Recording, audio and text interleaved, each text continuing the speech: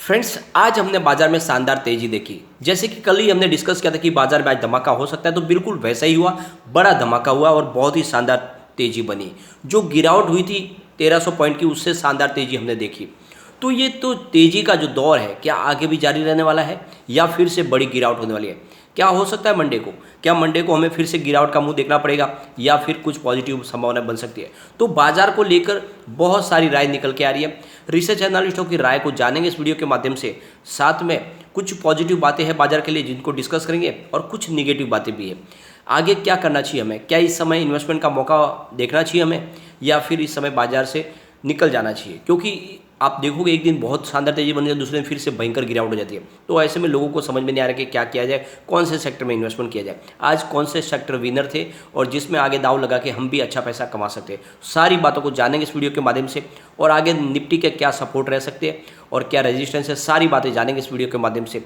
लेकिन फ्रेंड, उससे पहले अगर आप पहली बार हमारे चैनल पर आए तो चैनल को सब्सक्राइब कर दीजिए, एक बेल आइकॉन दबा दीजिए ताकि जब भी नया वीडियो बने पहला नोटिफिकेशन आपको मिले। वीडियो पसंद आए तो लाइक शेयर जरूर कीजिए। चलो फ्रेंड्स, वीडियो स्टार्ट करते हैं। मैं हूं आपका दोस्त एस बी दवे और हमारे अपने चैनल ऑनलाइन कमाई में आपका बहुत बहुत स्वागत है। सबसे पहले बीएसई सेंसेक्स की बात कर लेते हैं। तो आज बीएसई सेंसेक्स 54,326 पर क्लोजिंग देने में कामयाब रहा है, जहाँ पे 1,534 पॉइंट की बम्पर तेजी हमने देखी। यहाँ पे 2.91% अप पे था, बहुत ही शानदार। और ये जो इसकी कल्पना हमने कल की थी कि ऐसी तेज़ी हो सकता है, बिल्कुल वैसा ही हुआ और बहुत ही शानदार। शुरुआत भी पॉजिटिव हुई थी लेकिन जो धमाका है वो बड़ा रहा आज। अब निफ्टी 50 की बात करें तो 16,266 के स्तर पर क्लोजिंग देने में कामयाब रहा है, यानी 16,000 के स्तर को इसने पा लिया है। 456 पॉइंट की तेज़ी थी, 2.89% अप था निफ्टी 50 और कुछ पॉजिटिव बातें तो बनी है। अब इंटरनेशनल मार्केट की बात करें तो फिलहाल डाउ जोन्स फिलहाल 31,404 पर है, जहाँ पे 0.48% की तेज़ी है। S&P 500 की बात करें तो 3,932 पर 0.82% की तेज़ी। नेस्डैक की बात करें तो 11,530 पर है, जहाँ पे 1.25% की तेज़ी। रज़ेल 2000 इंडेक्स की बात करें तो 776 पर है, जहाँ पे 0.07% की तेज़ी है। और फिलहाल ऑयल इंडेक्स 0.046% अप पर है, तो मामूली सी तेज़ी ऑयल इंडेक्स में भी है। अब यहाँ पे आज बाजार में तो चौतरफा तेज़ी थी, सभी सेक्टर में बहुत ही शानदार में तेज़ी देखने को मिली। लेकिन जो सबसे शानदार तेज़ी थी वो थी निफ्टी 50 में 2.89% तेज़ी। अब उसके बाद में थी निफ्टी 100 में, जहाँ पे 2.68% की हमें शानदार तेज़ी देखने को मिली। निफ्टी नेक्स्ट 50 1.50% अप पे था। निफ्टी 200 में भी ज़बरदस्त तेज़ी थी, यानी 2.61% की तेज़ी। Nifty 500 2.54% up. और निफ्टी मिड कैप की बात करें तो यहाँ पे आपको 2.27% की तेज़ी देखने को मिलेगी। निफ्टी मिड कैप 100 में यहाँ पे 2.20% की तेज़ी। निफ्टी स्मॉल कैप 100 में 2.51% की तेज़ी। आप देखोगे तो इंडिया वीएक्स 5.94% डाउन था। Nifty mid cap 150 2.04% up. Nifty small cap 250 में 2.14% up. Nifty mid small 2.07% up. तो आप देख लो कोई भी सेक्टर जहाँ पे तेज़ी से बचा नहीं है। सिर्फ आप देखोगे तो निफ्टी नेक्स्ट 50 था, वही 1.50% की अप के साथ में थोड़ी सी यहाँ पे आपको नरमी दिखाई देगी। बाकी सभी के सभी जितने निफ्टी के ब्रॉडर मार्केट इंडेक्स में आपको 2% से ऊपर तेज़ी दिखाई देगी। निफ्टी बैंक की बात करें तो यहाँ पे 2.88% की तेज़ी थी। निफ्टी ऑटो में 2.79% तेज़ी। Nifty financial service 2.57% up. और यहाँ पे अगर आप देखोगे तो निफ्टी एफएमसीजी में 2.14% की तेज़ी। और उसके बाद में Nifty IT 1.54% up. Nifty media की बात करें तो 4.47% की बम्पर तेज़ी। निफ्टी मेटल की बात करें तो 4.20% की शानदार तेज़ी। निफ्टी फार्मा 3.69% की ज़बरदस्त तेज़ी आज देखी हमने। निफ्टी पीएसयू बैंक में भी 3.02% की शानदार तेज़ी। निफ्टी प्राइवेट बैंक में 2.73% की तेज़ी और निफ्टी रियलिटी में 4.21% की तेज़ी। तो जो तीन सेक्टर थे वो तो विनर बने, जहाँ पे आप देखोगे तो निफ्टी मीडिया मेटल और रियलिटी सेक्टर जहाँ पे 4% की हमने तेज़ी देखी। उसके बाद में आप देखोगे सरकारी बैंक और फार्मा सेक्टर में 3% की तेज़ी। तो इस तरह से आप देखोगे तो बहुत ही शानदार आज रही तेज़ी का वातावरण। अब यहाँ पे जो सबसे बड़ी चिंताजनक बात यह है कि इंडियन रुपीज़ लगातार कमज़ोर हो रहा है। कल के दिन में आप देखो तो 78 का इसने हाई बना दिया था, उससे थोड़ी सी राहत मिली है। फिलहाल आप देखोगे तो 77.65 पर है इंडियन रुपीज़। और ये चिंताजनक बात है क्योंकि जिस तरह से अगर डॉलर के सामने रुपीज़ कमज़ोर हो रहा है तो ये आने वाले समय देश के लिए अच्छी बात नहीं है। और यहाँ पे अगर आप देखोगे तो ये आज लो भी बनाया था अच्छा खासा इसने 77.39 का, लेकिन फिर से बढ़ोतरी शुरू हो गई है। तो ये बाजार के लिए थोड़ी सी चिंताजनक बात है। दूसरी बात है क्रूड ऑयल की तरफ से, क्रूड ऑयल की प्राइस भी फिर से बढ़ने लगी है, जो एक बहुत बड़ी चिंताजनक बात है। फिलहाल WTI क्रूड 112 पर है, जहाँ पे 0.02% की तेजी है। ब्रेंट क्रूड की बात करें तो 112 पर है, जहाँ पे 0.12% की तेजी है। तो तेजी थोड़ी सी थम गई है, जो बड़ी तेजी बनी वैसे तो नहीं है, लेकिन फिर भी यहाँ पे गिरावट नहीं हो पा रही है। आज अगर एफआई की बात करें तो बहुत दिन के बाद एफआई ने आज बिकवाली में अपने हाथ खींच लिए, यानी काफ़ी कम मात्रा में आज उन्होंने बिकवाली की है। उनका जो आंकड़ा है आज थोड़ा सा हमें शांति देने वाला है। यानी अगर आप देखोगे तो आज एफआई ने 8,550 करोड़ रुपये का नया इन्वेस्टमेंट किया, लेकिन सामने उन्होंने 9,815 करोड़ रुपये की बिकवाली की। इस तरह से उन्होंने आज 1,265 करोड़ रुपये की बिकवाली की है। तो ये जो बिकवाली का आंकड़ा है काफ़ी कम है, क्योंकि कल लगभग ये 5,000 करोड़ रुपये का आंकड़ा था, वो आज 1,200 पे चिमटा है। तो ये अच्छी बात है हमारे लिए। सामने जो हमारे बड़े फंड हाउस की बात करें तो इन्होंने आज 5,724 करोड़ रुपीज़ के नया इन्वेस्टमेंट किया, लेकिन उन्होंने 3,575 करोड़ रुपीज़ की बिकवाली की। तो इस तरह से उन्होंने आज 2,148 करोड़ रुपीज़ का नया निवेश किया। तो ये आप देख लो कि एफआई से ज़्यादा खरीदारी आज हमारे बड़े फंड हाउस ने की है, क्योंकि लगभग 1,200 करोड़ रुपये की बिकवाली हुई एफआई की तरफ से, लेकिन सामने 2,100 करोड़ रुपये की खरीदारी हमारे बड़े फंड हाउस ने की है। और नतीजा ये रहा कि बाजार में हमें आज शानदार तेजी देखने को मिली। तो ये कुछ पॉजिटिव सिग्नल बनने लगे। जिस तरह से पॉम ऑयल के ऊपर से बैन इंडोनेशिया ने हटा दिया, तो यहाँ पे अब जो महंगाई के ऊपर थोड़ा लगाम लग सकती है, जो हमारी ऑयल की प्राइस है वो नीचे आ सकती है। और आपने देखा होगा इंडिया ने गेहूं के ऊपर बैन लगा दिया है, जिससे गेहूं की जो बढ़ती हुई प्राइस है उसमें भी लगाम लगेगी।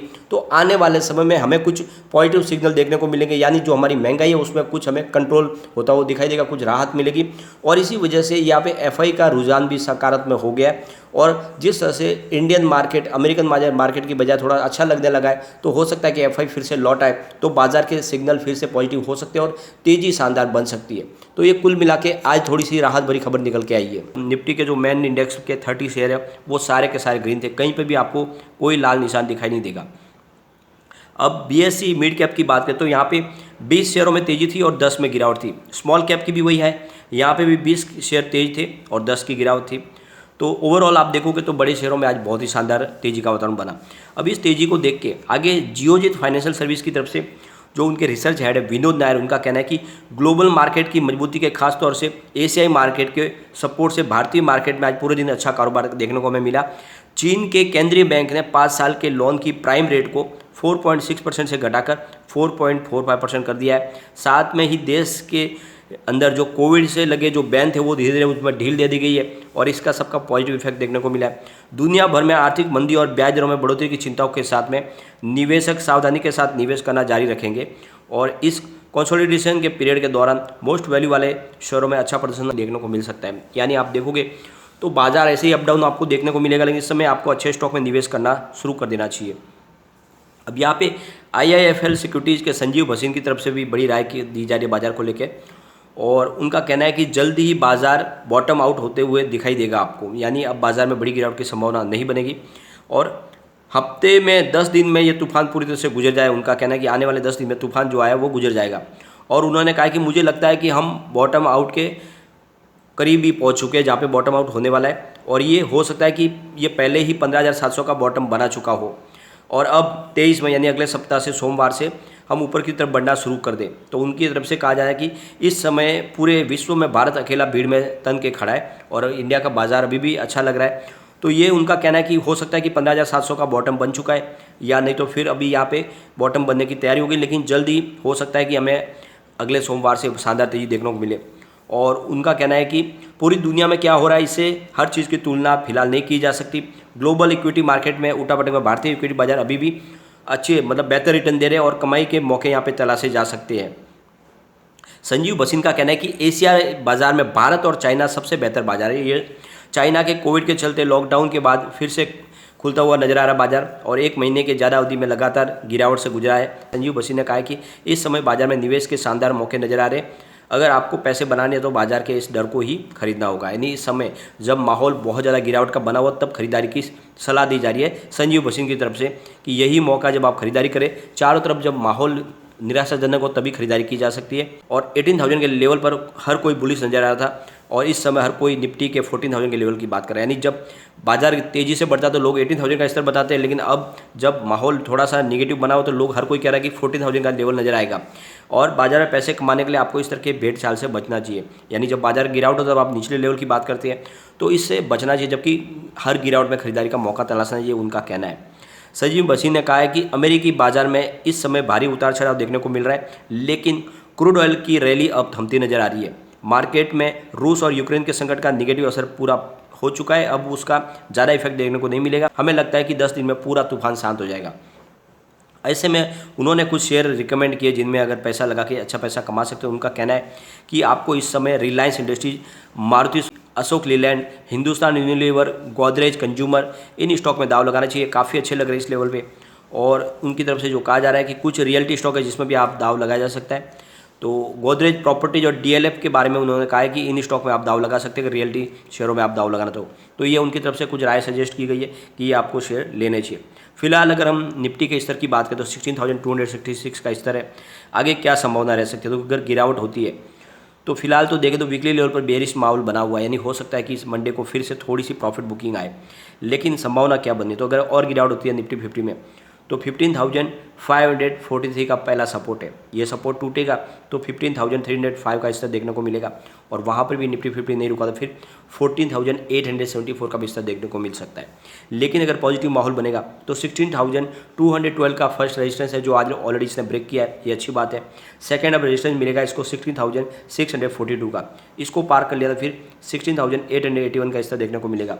तो लगता है बाजार जल्दी तेज़ी के साथ आगे बढ़ेगा, लेकिन बीच में थोड़ा थोड़ा करेक्शन आता रहेगा, ये छोटी सी प्रॉफिट बुकिंग भी आती रहेगी। तो इस समय आपको अच्छे स्टॉक में दाव लगाना चाहिए और लॉन्ग टर्म का नजरिया रखें तो आपको बहुत ही शानदार रिटर्न मिलेगा। लेकिन फ्रेंड, कोई भी इन्वेस्टमेंट करने से पहले अपने फाइनेंशियल एडवाइजर से एक बार ले लें या अपना खुद का रिसर्च करें, क्योंकि मैंने वीडियो आपके एजुकेशनल पर्पज़ के लिए ही बनाया। वीडियो पसंद आए तो लाइक शेयर जरूर कीजिए और चैनल को सब्सक्राइब कर दीजिए। थैंक